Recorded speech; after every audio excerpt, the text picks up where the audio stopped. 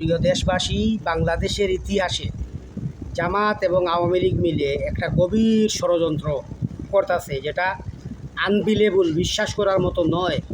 কিন্তু আপনারা believe it or not, আপনারা বিশ্বাস করুন আর নাই করুন, আমার কাছে ডকুমেন্ট আছে। তারা তারেক রহমানকে ক্ষমতা থেকে সরানোর জন্য এই জামাত আওয়ামী লীগের সাথে কূটনৈতিকভাবে বিশ্বের বিভিন্ন প্রান্তে এমন একটা ষড়যন্ত্র করতেছে, যাতে 3 মাসের ভিতরে এই তারেক রহমানকে ক্ষমতা থেকে সরানোর জন্য মেটিকুলাস ডিজাইন একটা তারা করতেছে। যেটা গভীর ষড়যন্ত্র, সূক্ষ্ম ষড়যন্ত্র, যেটা মানে যত্ন সহকারে সেই ষড়যন্ত্র তারা শুরু করে দিয়েছে অলরেডি। পৃথিবীর মুসলিম 43টা রাষ্ট্র, ইউরোপীয় অনেকগুলো রাষ্ট্র, 48টা রাষ্ট্রে তাদের গোপন বৈঠক হয়েছে এই জামাত আর আওয়ামী লীগের। আর জামাত এমন একটা দল, যে দল ষড়যন্ত্র যে কোনো কিছুর বিনিময়ে হোক, ক্ষমতার জন্য তারা যে কোনো কিছুই করতে পারে। আওয়ামী লীগও ক্ষমতায় আসার জন্য তারা স্বৈরাচারের সাথে, রাজাকারের সাথে, যার সাথেই হোক, যেভাবেই হোক, তারা ক্ষমতায় আসবে। তাতে তাদের শেখ মুজিবের হত্যাকারী হোক, শেখ হাসিনাকে মারার ষড়যন্ত্রকারী হোক, যেই হোক, তার সাথেই তারা আতাত করবে। সেই আতাত ষড়যন্ত্রের ফল আমার কাছে চলে এসেছে অলরেডি। আমি এটা পরে বলতেছি ভাইয়া, কিন্তু তারেক রহমানকে সাবধান করে দিচ্ছি আমি, বিশেষ করে বিএনপির শীর্ষস্থানীয় নেতৃবৃন্দ যারা আছেন, বিশেষ করে স্থায়ী কমিটি এবং বুদ্ধিজীবী যারা আছেন, বিএনপিপন্থী এবং কূটনীতিক যারা আছেন, সুশীল সমাজ যারা আছেন, তাদের পরজুড়ে আমি আহ্বান জানাই, আপনারা এটা তদন্ত করেন। এমন একটা ষড়যন্ত্র যেটা পৃথিবীর ইতিহাসে, বিএনপির না, বাংলাদেশের ইতিহাসে আর দ্বিতীয় হয় নাই। এই পতিত স্বৈরাচার আওয়ামী লীগের সাথে তারা মিলে, আপনারা দেখেন তার কতগুলো প্রমাণ আছে। আমার কথা বুঝতে পারলে 2-3 মিনিট শুনলেই আপনারা বুঝতে পারবেন। এই জামাত কিন্তু বর্তমানে সংসদে এবং সংসদের বাহিরে নীরব। এই নীরব কেন? এই নীরবতা কেন? এবং এনসিবিকে তারা মারতেছে, আওয়ামী লীগ মারতেছে, আবার আওয়ামী লীগের বিএনপিকে মারতেছে। আওয়ামী লীগের এত দুঃসাহস কীভাবে হলো? এগুলো হলো পূর্ব লক্ষণ, তারেক রহমানের বিরুদ্ধে ষড়যন্ত্রের পূর্ব লক্ষণ। জামাত আর এনসিবি মিলে তারা 11 দলীয় জোট হিসাবে নির্বাচনে অংশগ্রহণ করে বিরোধী দলীয় আসনে তারা বর্তমানে, কিন্তু এই নাসিরউদ্দিন পাটোয়ারিকে প্রতিদিন আক্রমণ করা হয়, সার্জিস আলমকে আক্রমণ করা হয়, এনসিবির বিরুদ্ধে অনেক কিছু করে আওয়ামী লীগ। কিন্তু জামাত নীরব। কেন নীরব?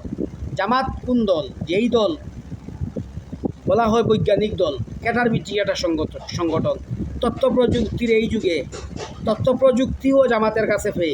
সেই জামাত আওয়ামী লীগের সাথে শুধুমাত্র একটা স্বার্থের কারণে দেশের বিরুদ্ধে, বিএনপির বিরুদ্ধে, জাতীয়তাবাদী দলের বিরুদ্ধে একটা গভীর ষড়যন্ত্র শুরু করে দিয়েছে ভাইয়েরা।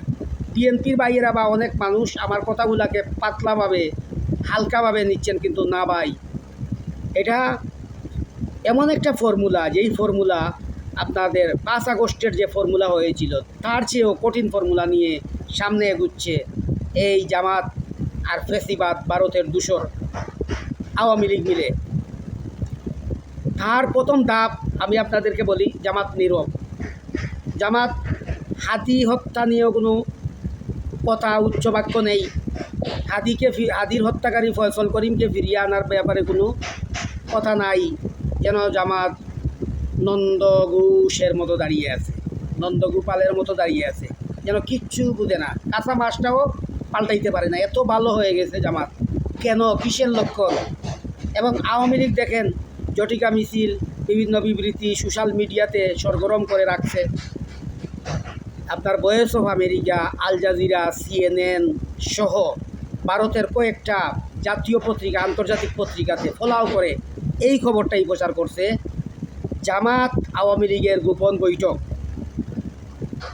আমার কথাগুলা হয়তো আজকে আপনারা হালকাভাবে নেবেন, কিন্তু কালকে এমন অঘটন ঘটবে বাংলাদেশের ইতিহাসে, যেটা আপনারা কল্পনাও করতে পারবেন না।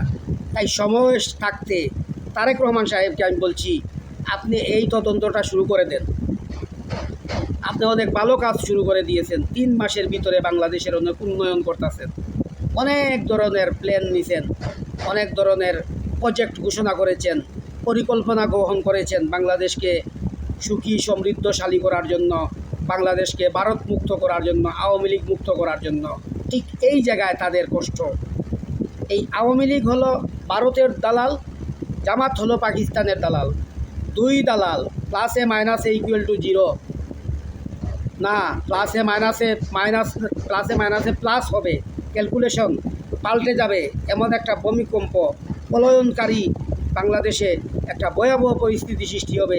এই পরিস্থিতি থেকে বাঙালি জাতি বিএনপিকে, তারেক রহমানকে এবং জাতীয়তাবাদকে, ইসলামী মূল্যবোধকে বাঁচানোর জন্য বিএনপির লক্ষ লক্ষ কোটি কোটি সৈনিকদেরকে আমি বলি, আপনারাও সোচ্চার হয়ে যান। জামাত আর আওয়ামী লীগের সেই ষড়যন্ত্রকে ব্যঙ্গে দেন।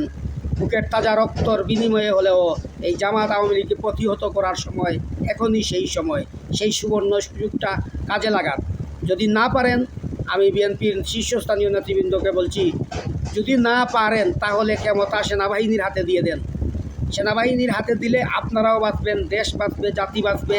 অতএব এই আওয়ামী লীগের এবং জামাতের ষড়যন্ত্রকে, বাংলাদেশের গণতন্ত্রকে বাঁচান, বাংলাদেশের জাতীয়তাবাদকে বাঁচান, সার্বভৌমত্বকে বাঁচান, বাংলাদেশের আপামর জনসাধারণের কাঙ্ক্ষিত সেই গণতন্ত্র, সেই উন্নয়নের মূলমন্ত্র, সেই তারেক রহমানের সেই কঠিন পরিস্থিতি আসতেছে, সেটা থেকে দেশবাসীর আমি সহযোগিতা কামনা করি। এই ষড়যন্ত্রের দাঁত ভাঙ্গা জবাব দেন। বাংলাদেশ জাতীয়তাবাদ জিন্দাবাদ, বাংলাদেশ জাতীয়তাবাদী তৌহিদি জনতা জিন্দাবাদ, বাংলাদেশ জিন্দাবাদ।